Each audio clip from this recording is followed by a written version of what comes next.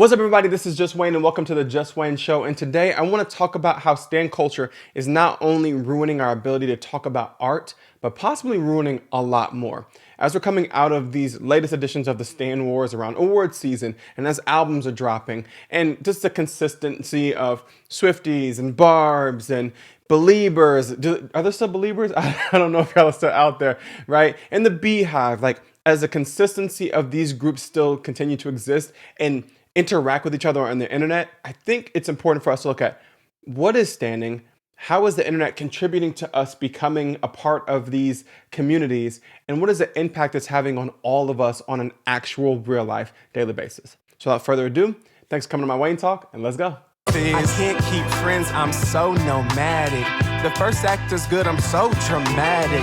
It's not the making of friends, I'm good at that. But once you get to know me, man, it's a wrap. Parasocial relationships, that's in the end. Just a pair of relationships that I can depend. A parasocial carrying me when my parasols couldn't go further again. First and foremost, I should probably acknowledge that there are going to be people who click on this video and they're going to be like, yeah, Wayne, you're a stan. Like, you're a member of the Beehive. You're a K-bot. So like, are you really suited to have this conversation? And I believe that I'm uniquely situated by virtue of my position, although virtue is not a word that applies to the situation. Like, I think I'm uniquely situated to be able to talk about this in a way because not only have I been a person who's actively talked about artists and things that I like, I've watched how these communities have grown. I've also watched the descent. I've watched people show up and argue with me about artists that I like and or love. And so I think it's important to recognize that so much of what standing has become is a byproduct of the internet. Like, it's because of the internet, hashtag childish Gambino. But it's because of the internet that we're able to exist in these communities in the way that we're existing them today. I think all the time about how different celebrity culture was in the 90s. Like, when you think about Michael Jordan, for example, Michael Jordan didn't grant 24-hour access of his life to us. Like, we didn't know what he was doing on a daily basis. We didn't get a chance to go watch his Instagram story. We couldn't hear his direct thoughts on Twitter. What we had was this figure who we saw on primetime television that we couldn't pre-record. You had to be sitting there at the time of it happening. We have that figure and then any news stories that ran about him. Legacy media, the mainstream media, was the source of us learning about these folks. And so magazines became a big deal. I grew up in the Y2K pop era. And so I grew up with the boy bands, and I grew up with Britney and Christina and Mandy Moore. Like, I grew up with that level. And so when I would get Sports Illustrated for Kids, it was a big deal because it was how I learned more about the athletes I watched. When I was able to go to the store and look at People magazine or look at the Teeny Bot magazine or whatever it was, I was learning about my favorite artists, my favorite bands, etc. But we had very limited access to them. And so our fandom was built in this distance. Our fandom was built in the sense that they were larger than life, to quote the Backstreet Boys.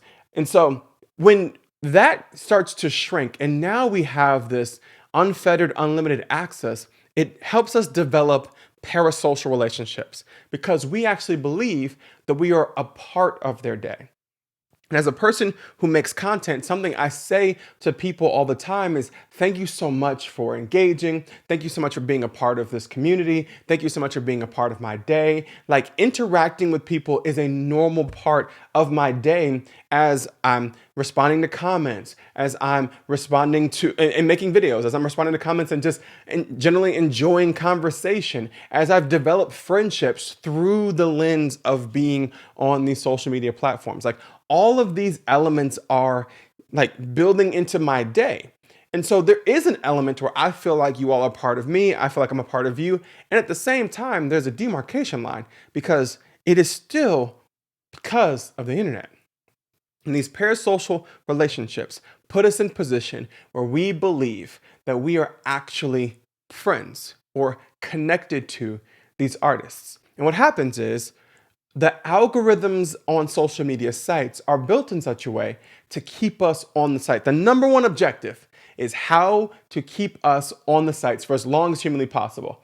And one of the ways that it does that is it figures out what we watch, what we'll spend time consuming, and then showing us more of that. And so the algorithm starts wide, and then it shrinks us into a silo of showing us exactly who it thinks that we are. And so if I like a particular artist, it's going to feed me content about that artist that's behind the scenes. It's going to feed me content of people around that artist so I can feel like I'm getting a different glimpse. It's going to feed me content about their art. It's going to feed me their content specifically. And so we have all of those elements coming into play. And as those elements are coming into play, I can start to begin to develop a connection with someone I don't know through a parasocial relationship, where the relationship only exists on the internet.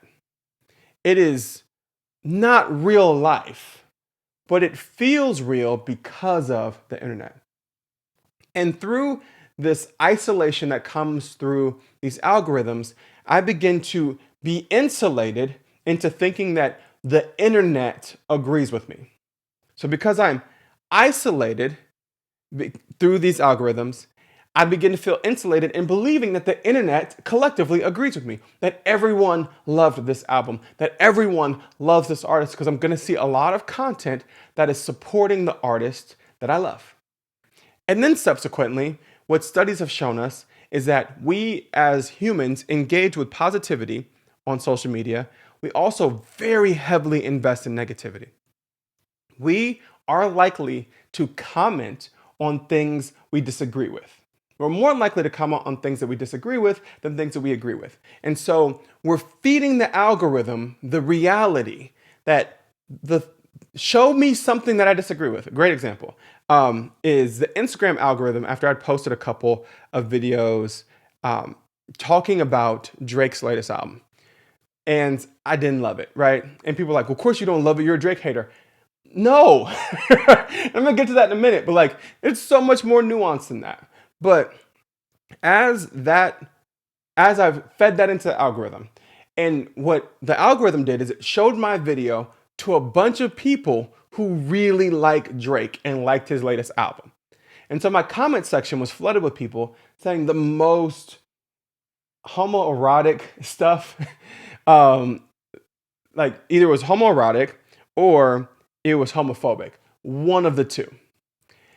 And then my feed started looking like the very Drake supporters that were flooding my comments. In part because I'm petty, but I'm privately petty. I don't outwardly do my petty oftentimes. And so when a guy would comment and be like, this album's for people who get females. If you don't get females, you just don't understand the album. You just don't get it. And I would like click on their profile to be like, maybe I'm not cute and I don't know what it feels like or looks like to get females, and you do. So I click on their profile and be like, where are all these hoes that you say you be getting? Because I don't see not near hoe. Not no hoe adjacent activities happening on your page. Not even just no hoes, but no hoe adjacent activities, my boy. And so I'm feeding my algorithm by responding to these folks to show me more of the negativity. And so what we find is that the algorithms have now put us in a silo and we don't realize it because it feels limitless. Like TikTok and Instagram Reels and YouTube Shorts feel like limitless, like feeds of information, feeds of content. They're limitless. And so if I could keep scrolling and continue to see people who agree with me, I can begin to believe that everyone agrees with me, and then I can demonize those who disagree with me. So we're fed into that. We're feed into this, and it causes us to stay on longer, but also it tightens our parasocial relationship with the person that we're defending or the person that we're celebrating, and it binds us together with other folks who also share that parasocial relationship, and we create these stan groups. The Beehive, Swifties, Barbs, right? People who identify themselves by that artist.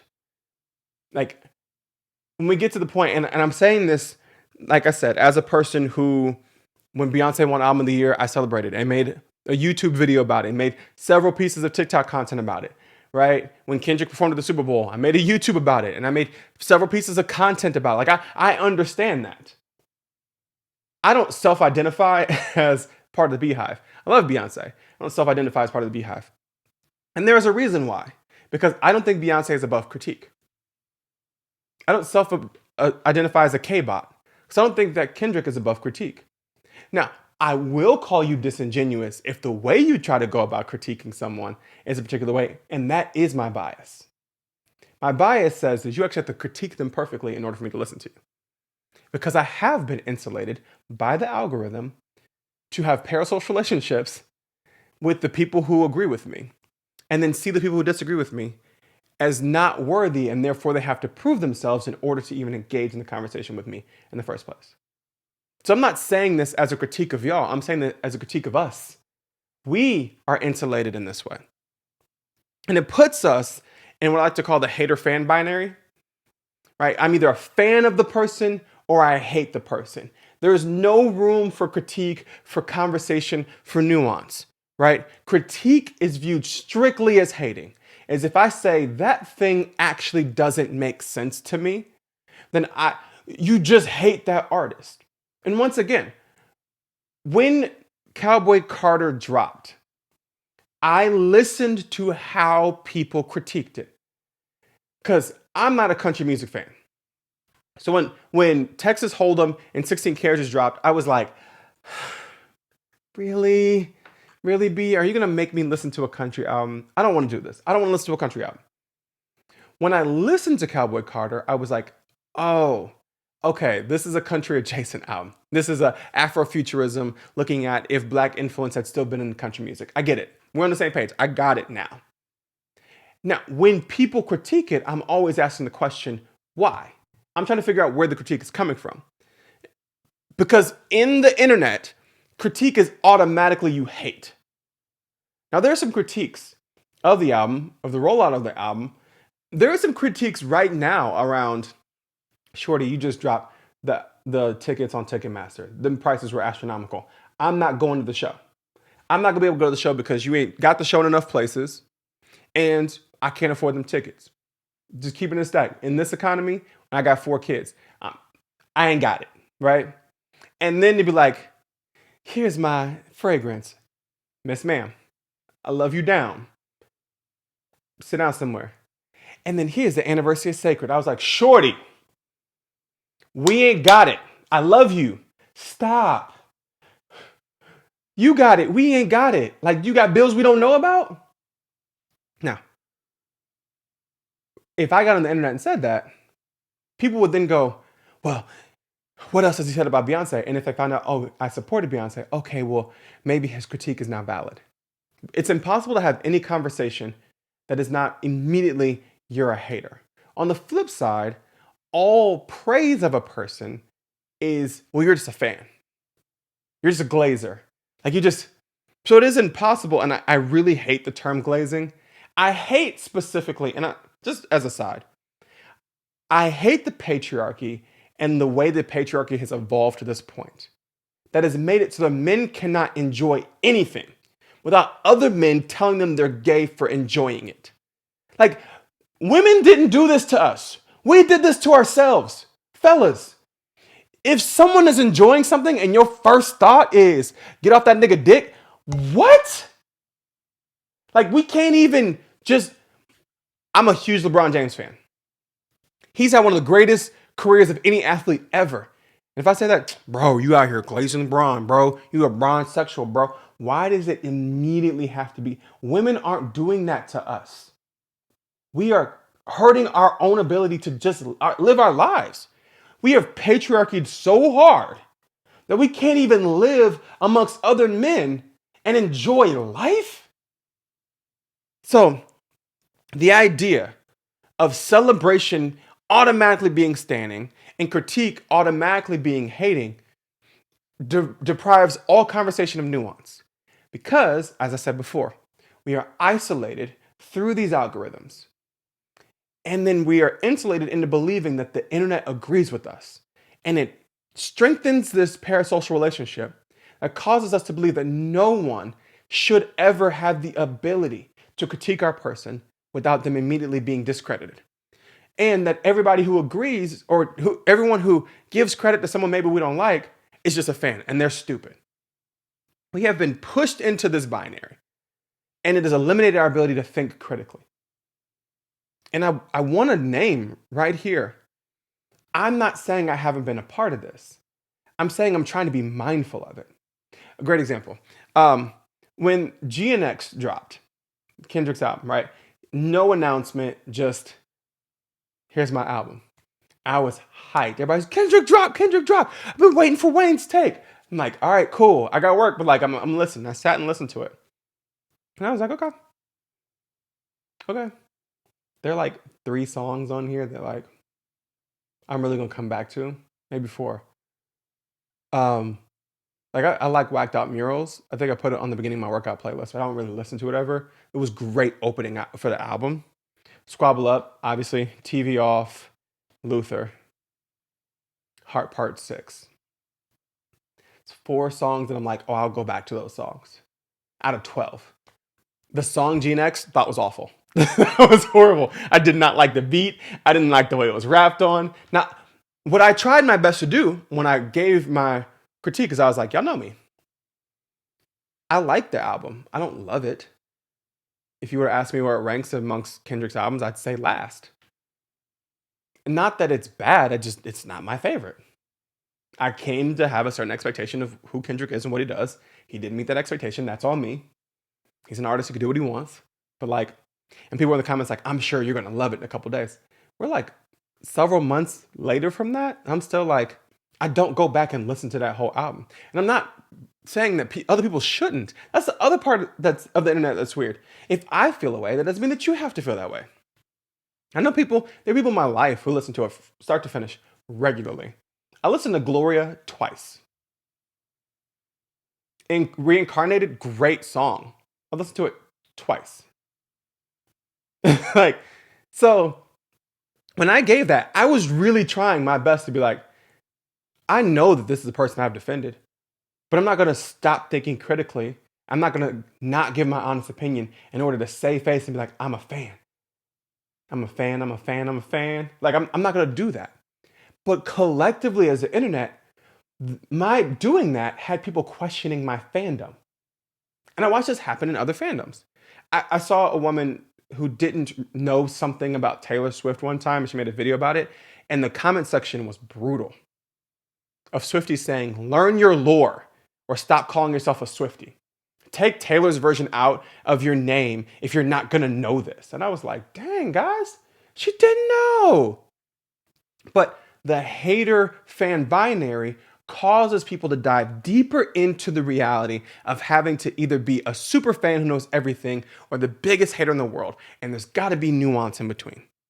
So we have these algorithms that insulate us and isolate us and put us into these pseudo communities that make us bind to each other and also into these parasocial relationships, which leads us to this hater fan binary where everyone who critiques the person that we have a parasocial relationship with is a hater, and anyone who's celebrating somebody we don't agree with is just a super fan. They're a stan. They are discredited automatically. And the reality is this: art is up and open to interpretation. When we're consuming art, we have to consider, what was the artist trying to communicate? Who was the audience? What was the audience looking to understand from that audience, from the artist? What is the context by which that artist is putting out that art? All those things are super important. For example, when Torture Poets Department dropped, like as a person who looks at what's happening in culture, responds to it online, when that album dropped, I went and listened to it. And I was watching Swifties go, this isn't what I was expecting. Swifties had the same response to Torture Poets that I had to GNX. They were kind of like, okay. And then the general public was also like, okay. And eventually, I had a Swiftie come back to me and say, hey, I listened to the album several times. This album wasn't made for the general public. It was made for us. It was made by Taylor for us. It was not meant to be polished. It was meant to be a journal. And that helped me understand what was happening. It also then made sense when Taylor showed up to the Grammys, and it seemed to me that she didn't expect to win anything because she didn't make that album for critical acclaim. She made it as a journal entry and a love letter to her fans. And that's awesome that she's at the point in her career where she can do that. But if I say, yeah, I didn't really like the album, the algorithm then feeds me to people who have a parasocial relationship with Taylor Swift, who then will respond to that negativity, and they will say, I'm just being a hater, I just hate Taylor, and in Taylor's case, I just hate women. And it puts us in a position where we can't actually critique, but also we miss how to interpret the art that we're consuming. Now, capitalism has incentivized artists to give their fans exactly what they want. I think what we're going to see is artists giving us more and more siloed albums, more and more looking directly at their fans and saying, what is it that will cause you to buy merch? What is it that will cause you to come to concerts? What is it that will cause you to talk about this online and to blow this album up? Like, we're going to see more and more stan albums because capitalism is incentivizing that type of parasocial relationship. And so I think the reality is, as artists are continuing to do that, the argument, you just don't get it, is actually valid. Because maybe I don't. Like when some Sexy Songs for You came out, I understand logically that Drake fans actually wanted this album from Drake. I didn't. Now, I feel like I should be able to say, I didn't like it. I feel like I should be able to say that in a way that also acknowledges, I know you did. Those two things have to be able to live in like congruency. But the reality is, that album wasn't made for me. Some Sexy Songs for You was not made considering all the critique I have had. And so, as that becomes more and more the case, and we are more and more insulated and isolated in these algorithms, it's going to make these artists richer and it's going to divide us even the more. Because stan culture requires undying loyalty. If art is subjective to a point, right? Like, I think universally, we're looking at Meet Your Padre and being like, Drake. And like I said, when we're interpreting art, you've got, what was the artist trying to communicate? Who was the audience? What would the audience have been looking to consume from this artist? And what is the context by which this artist is delivering this art? And the context is so very important. So sometimes I'm looking at it and going, I might not like the execution, but the context is super important here. And so when we get to the point where we can't even have that conversation without it divulging into doxing, divulging into trying to destroy people's lives, we have lost the plot completely. Now, I would ask you then, if we're now conditioned to do this, if we're conditioned now to have undying loyalty to groups of people who produce things that we like, and that we have learned how to be combative to people who do not like what we've liked, what are some of the consequences? Where does that lead us? Because I would argue that a person who created a fan base, grew that fan base online, started selling merch that their fans then began wearing everywhere, and identifying themselves explicitly as fans of that person, is the way that we get Donald Trump. I think Donald Trump is the stan president. I think that when we look at how Drake fans operate on the internet, how some Kendrick stans operate on the internet, I should say some Drake fans, some Kendrick fans, some Swifties, some Barbs. When we look at how they operate on the internet, it is not different than the reality of how Trump supporters operate on the internet. The undying loyalty, the ability to give your last dime to make these things happen. Like I said earlier, I love Beyonce. I'm not going to the Cowboy Carter tour. I ain't got the coins. When we get to the point where that doesn't matter, we have to start asking ourselves what we're doing. And we have to start asking ourselves, what is the consequence of participating in these algorithms, in these isolated communities, in this hater versus fan binary, in not being able to have objective conversations about some things and nuanced conversations about other things? Where has it landed us? And I would argue it's landed us at the place where we're watching the United States of America completely collapse before our eyes. Donald Trump has been president for a month. And in that 1 month, what we see is that he has walked into office and is upending every institution, harming people who voted for him and those who didn't. But stans will never be able to admit that their favorite artist is making a bad album. They won't. They will find ways to defend it. I made like an hour-long video talking about my fandom of Kanye West and how I've had to walk away from it. Kanye was my most listened to artist last year, not because I just listened to all of Kanye's discography, but there are parts of his discography that me and my children really listened to a lot over the last years. And when Donda came out, as a person who considered myself a Kanye fan, when Donda came out, I was like, nah, that ain't it. When Ye came out, I was like, nah, that's not it. I've long said the last album of Kanye's that I rocked with was Pablo. That was the last one. And I talk about it on that particular episode of the Just Wayne Show, how there are some political implications there. I started watching Kanye engage in behaviors that I didn't agree with, and I couldn't continue to support his new endeavors because they were clouded by his actions. And I also talk about in the episode of the Just Wayne Show that I should have seen it earlier and holding myself accountable to that reality. But being a stan and its requirement of undying loyalty does not give one the ability to actually critically critique their own star. To look at the person they're in a parasocial relationship with and have a conversation about who they are and what they're doing. Because we'd have to have that conversation across the board. So for me, looking at Kanye, I had to make a change in the way that I was approaching things because I could no longer just accept who he was becoming. And I could no longer accept the absolute crap he was putting out and calling it art. Like I couldn't, the clothes would come out and I'd be like, I'm not supporting your clothes. I don't like them. So as much as I would say I was a fan of Kanye, I guess I was never a stan because I was willing to critique him. And even then, I was only allowing myself to critique him so far until recently. So that's where the standum comes in.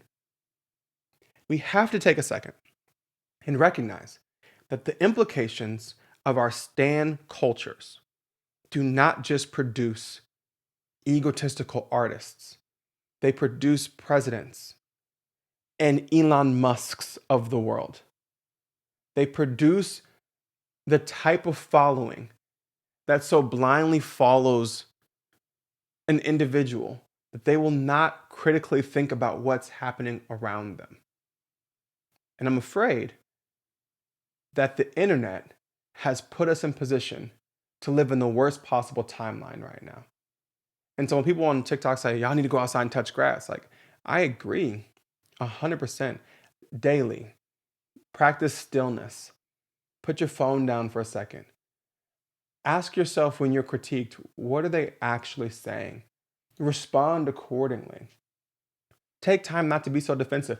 Taking time not to be so defensive is something I am actively working on because I don't like being questioned. I know this about myself and I'm trying to be better.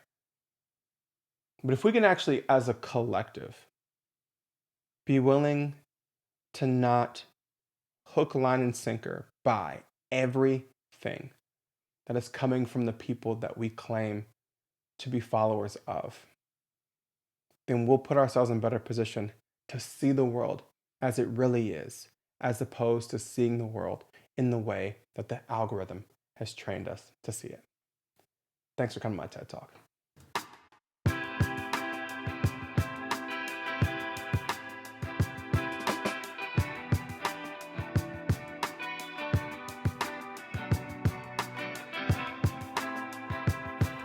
This episode of the Just Wayne Show is written by me, Just Wayne.